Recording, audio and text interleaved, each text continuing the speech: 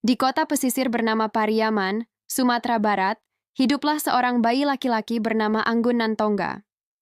Ibunya bernama Ganto Sani yang wafat tak lama setelah melahirkan, dan ayahnya pergi merantau ke Gunung Ledang. Anggun diasuh oleh Mande Sutosuri, saudara ibunya, yang menyayanginya seperti anak sendiri. Sejak kecil Anggun dikenal cerdas, sopan, dan pandai mengaji. Ia juga mahir bela diri dan berkuda, hingga dijuluki Magek Jabang oleh warga kampungnya. Sejak bayi, Anggun telah dijodohkan dengan Gondan Gondoria, anak dari saudara ibunya.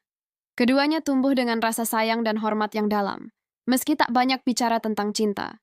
Hidup mereka berjalan damai, hingga suatu hari kabar datang dari Sungai Garinggiang tentang sebuah pertandingan besar. Nangkodoh Baha mengadakan sayembara untuk mencari suami bagi adiknya, Intan Korong. Anggun yang mendengar kabar itu tertarik untuk ikut serta.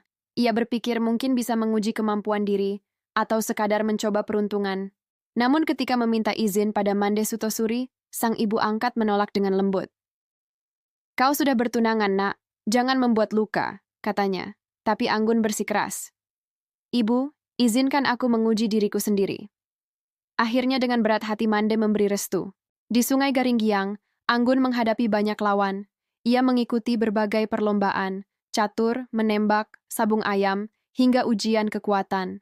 Satu persatu ia menaklukkan lawan dengan kecerdasan dan keberanian. Namun kemenangan itu menimbulkan iri di hati Nangkodobaha. Dengan nada mengejek ia berkata, "Hebat di darat belum tentu berani di laut. Coba selamatkan mamakmu yang ditawan bajak laut, baru kau pantas dipuji." Ucapan itu membakar hati Anggun. Ia tidak tahu bahwa memang benar 3 mamaknya sedang ditawan di Pulau Binuang Sati. Tanpa ragu, Anggun berdiri dan bersumpah di depan semua orang. "Aku akan berlayar dan menyelamatkan mereka. Sampaikan pada ibuku dan tunanganku, aku pergi menunaikan kewajiban." Mande Sutosuri menangis mendengar kabar itu. Ia memeluk Anggun dan berpesan, "Hati-hati, nak, pulau itu berbahaya." Anggun menjawab tenang, "Aku tak bisa diam sementara keluarga ditawan. Doakan aku, ibu." Sementara Gondan Gondoria, tunangannya, memberi syarat sebelum kepergian itu. "Jika engkau kembali, bawakan aku oleh-oleh 120 benda langka. Burung nuri yang bisa bicara, beruk yang pandai bermain kecapi, dan kain cinda yang tak basah oleh air." Anggun tersenyum dan berjanji akan memenuhinya.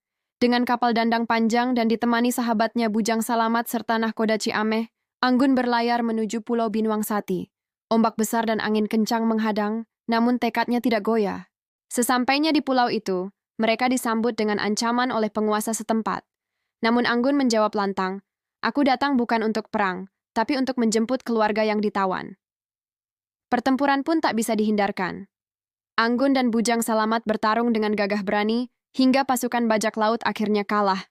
Setelah kemenangan diraih, Anggun menemukan salah satu mamaknya, Nangkodoh Rajo, yang disekap di kandang babi. Dengan lirih Rajo berkata, "Dua mamakmu lain lolos ketika perang laut. Burung nuri yang kau cari ada di kota Tanau."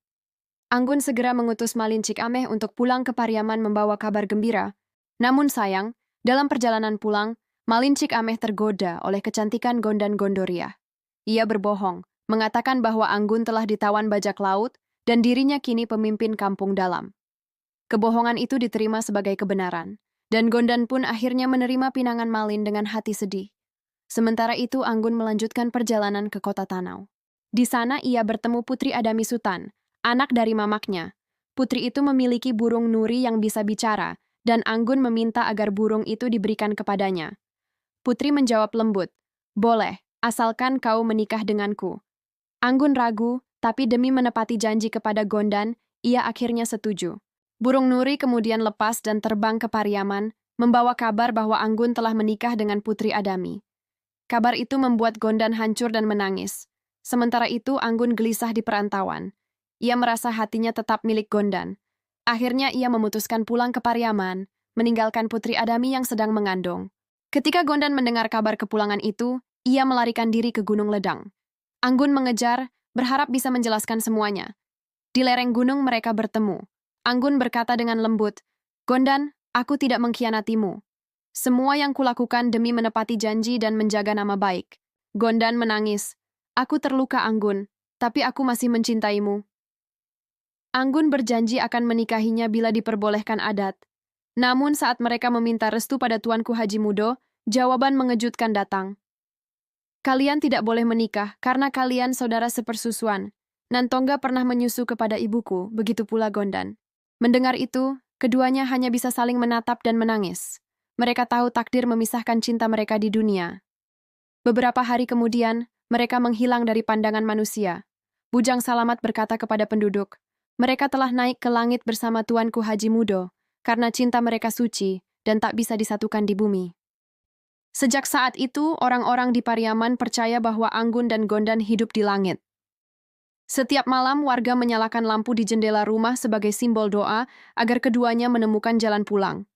Legenda mereka terus diceritakan dari generasi ke generasi sebagai pelajaran tentang cinta sejati, tanggung jawab, dan pengorbanan. Dongeng Hikmah Nusantara. Legenda Anggun Nantongga mengajarkan bahwa cinta sejati bukan sekadar memiliki, tetapi juga berani melepaskan demi kebaikan. Kadang pengorbanan adalah bentuk cinta yang paling tinggi, dan takdir adalah guru terbaik bagi hati yang tulus.